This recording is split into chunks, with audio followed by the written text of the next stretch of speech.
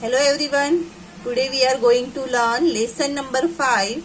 Our first school home. यानी कि हमारी पहली स्कूल कौन सा होता है? होम. अपना खुद का घर ही जो होता है वो हमें हमारे लिए सबसे पहली स्कूल होती है. Okay, let's start the lesson. Our home is our first school. Member of home are our family. तो हमारा जो घर होता है ना वो हमारी सबसे पहली स्कूल होती है. और जो मेंबर्स होते हैं हमारे घर के अंदर, जो भी लोग हमारे घर में रहते हैं, काका काकी, मामा मामी, मम्मी पापा, दादा दादी, भाई बहन, जो भी है, तो वो सब को मिलाकर क्या बनता है? हमारी family. We learn so many things from our family much before we learn from anywhere else. तो हम लोग जो है जब हम पैदा होते हैं तब से सबसे पहले और सबसे ज्यादा हमें जो सीखने को मिलता है वो कहाँ से मिलता है? हमारे घर से. ठीक है, तो वहां से हमें बचपन से ही हम लोग घर में रहते हैं, बहुत सारी चीजें लोगों से यानी कि फैमिली मेंबर से सीखने को मिलती है. तो कहीं और से, बाहर से कहीं और से इतना सीखने को नहीं मिलता है जितना हमें हमारी फैमिली में से सीखने को मिलता है. This is because we are so close to our family. क्यों हमें सबसे ज्यादा अपनी फैमिली से जानकारियां मिलती है और नया नया सीखने को मिलता है? क्योंकि हम हमारी फैमिली के बहुत क्लोज होते हैं, नजदीक होते हैं. हमारे फैमिली के मेंबर्स से हम लोग ज्यादा मिलजुल के रहते हैं, तो उनसे हमें सबसे ज्यादा सीखने को मिलता है. Let's think about our family and talk about it. तो आज हम क्या करेंगे? अपनी फैमिली के बारे में सोचेंगे और उसके बारे में बात करेंगे. ओके, यहाँ नीचे एक एक्सरसाइज दी गई है, ड्रॉ और paste a picture of your family. तो यहाँ पर आपको आपकी जो फैमिली है उसका पिक्चर या तो आप ड्रॉ कर सकते हो या फिर यहाँ पर कोई फोटो हो तो चिपका सकते हो. Okay, next page. यहाँ पर भी एक एक्सरसाइज दी गई है. Who all are there in your family, write their names and how they are related to you. तो यहाँ पर आपको जो नेम का बॉक्स दिया गया है वहां पर आपके फैमिली के जो मेंबर है ना, जो भी है, उनका नाम लिखना है और उनका रिलेशनशिप लिखना है. फॉर एग्जाम्पल, अगर आपके पापा का नाम रमेश भाई है तो यहाँ पर आपको नेम में रमेश भाई लिखना है और सामने रिलेशन क्या होगा आपका उनसे? फादर. यहाँ पर मम्मी का नाम लिखो मदर, भाई हो तो भाई का नाम लिखो ब्रदर, अंकल हो तो अंकल का नाम लिखो और अंकल. इस तरह से आपको ये एक्सरसाइज लिखनी है. ओके, नेक्स्ट नीचे एक एक्सरसाइज दी गई है. Write the relationship between any two members of your family such as husband wife, brother sister, mother daughter. Okay, यहाँ पर एग्जाम्पल दिया गया है. तो दो ऐसे मेंबर के नाम लिखना है जो आपस में उनका रिलेशन होता है. उनके पहले नाम लिखो और फिर लास्ट बॉक्स में आपको लिखना है कि उनका रिलेशन क्या है. यहाँ पर दिया गया है रमेश भाई और रूपल. तो वो उन दोनों के बीच में क्या रिलेशन है? वो दोनों अंकल और नीस है, यानी कि चाचा और भतीजी है. वैसे ही नीचे आप लिख सकते हो आपका या फिर आपके भाई का नाम. तो जो अगर आपके पापा और आपका लिख रहे हो नाम तो सामने आप क्या रिलेशन रखोगे? Father and son, father and daughter. ठीक है, तो इस तरह से ऐसे और आपको 3 ऐसे और रिलेशनशिप के नाम लिखने हैं. Okay, next page. यहाँ पर एक फोटो दी गई है. आपको इस तरह से अपनी फैमिली की फोटो आगे फर्स्ट पेज पे ड्रॉ करनी है या फिर चिपकानी है.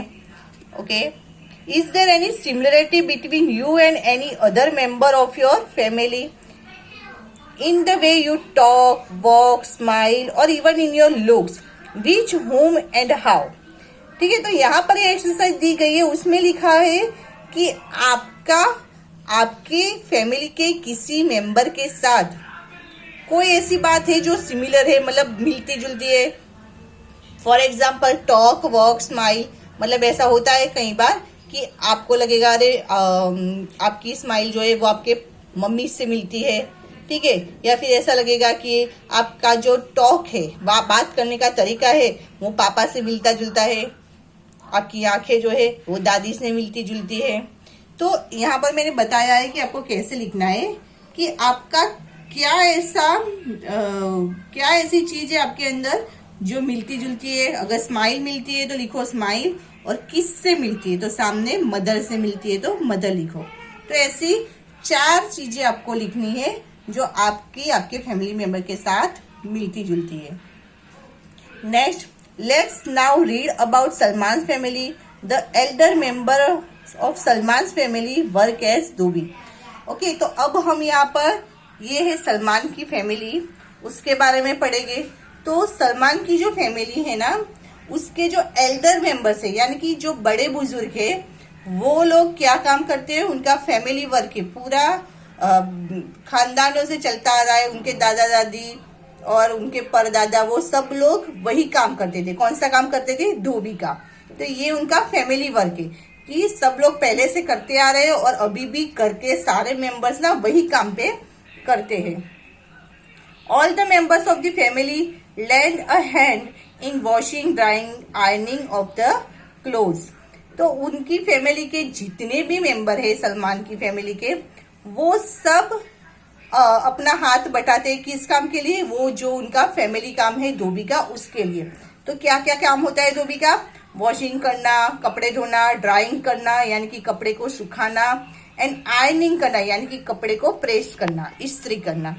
ठीक है, तो उनके घर के सारे मेंबर्स यही काम करते हैं और एक दूसरे के काम में हेल्प करते हैं। Salman and his cousin Rafiq are also learning the work done by the family. तो जो सलमान है और उसका कजिन भाई जो है रफीक, वो दोनों भी यही काम सीख रहे हैं। अपनी फैमिली वर्क जो है, अपना खानदानी काम जो है, वो दोनों भी सीख रहे हैं। ओके, यहाँ पर एक एक्सरसाइज दी गई है, राइट। मैंने लिखा है कि राइट बाय योरसेल्फ, मतलब ये आपको खुद ही इसके आंसर देने हैं। चलो देखते हैं क्वेश्चन क्या है। पहला क्वेश्चन है, is your family involve in any particular work? If yes, what? तो पहला क्वेश्चन में आपको आंसर लिखने की, अगर आपकी फैमिली का भी कोई ऐसा पर्टिकुलर वर्क है, जैसे कि ये मैंने बताया कि सलमान की फैमिली का धोबी का काम है, वैसे अगर आपकी फैमिली का भी कोई ऐसा काम हो, फैमिली वर्क हो, तो आपको क्या लिखना है? यस। यस लिखने के बाद क्या लिखना है? If yes then what? अगर यस है तो फिर क्या काम करता है, वो आपको लिखना है। तो अगर नो है तो आप लिखोगे no, is there not any family involve in any particular work. Okay, और अगर यस है तो आप लिखोगे yes my family involve in any in particular work. तो क्या होगा आपका पर्टिकुलर? कोई सुनार होता है, ज्वेलर्स होता है कोई, या फिर किराने की दुकान जो होती है वो होता है, ग्रोसरी शॉप। तो जिसका जो भी है वो आपको लिखना है, अगर आपकी फैमिली का कोई पर्टिकुलर वर्क है तो। Next, in which all work do you help at home? Okay, तो आप अपने घर में कौन से काम में मदद करते हो? तो आप अपनी फैमिली में जब आप पूरा दिन घर पे हो, अभी तो जैसे कि लॉकडाउन में आप सब घर पे हो, तो कोई ऐसा पर्टिकुलर वर्क है जिसके लिए आप रोज मम्मी को या पापा को हेल्प करते हो? तो ऐसा कोई काम हो तो यहाँ पर आपको लिखना है। Now next page, we learn many things from our family members. Salman and his cousin Rafiq learn cycling from his uncle. तो हम अपनी फैमिली से बहुत सारी चीजें सीखते हैं। ठीक है, हर रोज नया नया हमें हमारे फैमिली मेंबर से सीखने को मिलता है। अलग अलग मेंबर से हमें अलग अलग चीजें सीखने को मिलती है। तो यहाँ पर सलमान और रफीक जो है ना, वो दोनों भी अपने जो अंकल है, मतलब सलमान के अंकल हो गए और रफीक के पापा हो गए, तो उन्होंने अंकल ने सलमान और रफीक को साइकिलिंग सिखाई, साइकिल चलाना सिखाया है। Okay, next, think and tell. You also learn many things from your family. What and from whom has anyone learned anything from you? Okay, तो यहाँ पर एक एक्सरसाइज दी गई है। यहाँ पर आपको लिखना है कि क्या आपने भी अपने फैमिली में से कुछ सीखा है, कोई ऐसी चीज सीखी है। कभी किसी ने साइकिलिंग करना सिखाया होता है, कभी किसी ने आपको क्रिकेट खेलना सिखाया होता है। ठीक है, मम्मी ने अगर लड़कियों को खाना बनाना सिखाया होता है। तो आपको लिखना है व्हाट एंड फ्रॉम whom, मतलब कौन सा काम है और किसने सिखाया है। और नेक्स्ट है, has anyone learn anything from you? ये तो आपने अपने फैमिली मेंबर से सीखा हुआ काम बताया। अब आपको ये भी बताना है कि क्या घर के किसी मेंबर ने आपसे कभी कुछ सीखा है, आप पे कुछ ऐसी क्वालिटी है जो घर के दूसरे लोगों ने सीखा हो। ठीक है, तो वो आपको बताना है। Next exercise think and right, whom do you meet and write। Okay ये भी आपके इसके आंसर भी आपको खुद ही लिखने हैं, सोच समझ के लिखना है। इसमें आपको लिखना है कि आप ये जो सिचुएशन दी गई है, 4 क्वेश्चन दिए हैं, वो 4 एक सिचुएशन है। उस सिचुएशन में आप अपने घर के या फिर घर के बाहर के कौन से पर्सन से आप मिलना पसंद करोगे। ठीक है, तो फर्स्ट सिचुएशन है when I am sad I go to my. तो अगर मैं दुखी होता हूँ तो मैं जाता हूँ, किसके पास जाते हो? अगर आप दुखी होते हो तो आप किसके पास जाते हो? मम्मी, पापा, भाई, बहन। तो आप यहाँ पे आंसर लिखोगे मदर, फादर, ब्रदर। जिसको भी आप अपना दुख शेयर करने जाते हो उसके आपको लिखना है ब्रदर, मदर, जो भी रिलेशन है उनका लिखना है। Next, when I want to know about the past I go to my. Okay, तो जब आपको आपके पास्ट के बारे में, भूतकाल के बारे में, या फिर आप जब आप कई बार आप मम्मी पापा से पूछते हो कि मैं छोटा था तब कैसा था, मैं छोटी थी तब कैसी थी। ठीक है, तो अगर आपको आपका वो भूतकाल या फिर बचपन जानना हो तो आप किसके पास जाओगे? Mother, father, grandfather, grand mother. अगर बड़े भाई बहन होते हैं तो उनसे भी आप पूछ सकते हो। तो यहाँ पर आपको लिखना है। Third number, when I want to share my secrets I go to माई।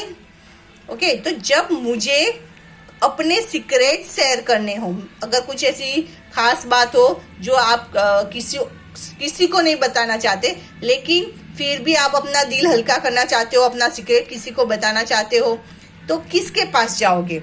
यहाँ पर आप फ्रेंड भी लिख सकते हो। कई बार आप अपने सीक्रेट फैमिली को नहीं बता सकते, लेकिन अपने फ्रेंड को बता सकते हो। तो फ्रेंड लिखो। अगर भाई बहन हो, ब्रदर, मदर, सिस्टर, जो भी है, जिसका भी आपको लगे कि मैं उनके साथ अपना सीक्रेट शेयर कर सकता हूँ, तो उसका नाम लिखना है। 4 number, when I do something wrong I go to my. Okay, तो इसमें आपको लिखना है कि जब आपने कभी कोई गलती की हो तो आप किसके पास जाओगे, किसके पास जाकर आप अपनी गलती को एक्सेप्ट करोगे। ठीक है, तो उनका नाम लिखना है। ओके, नेक्स्ट यहाँ पर everyone removes their shoes before entering the house. This is custom in सुरेखा's family।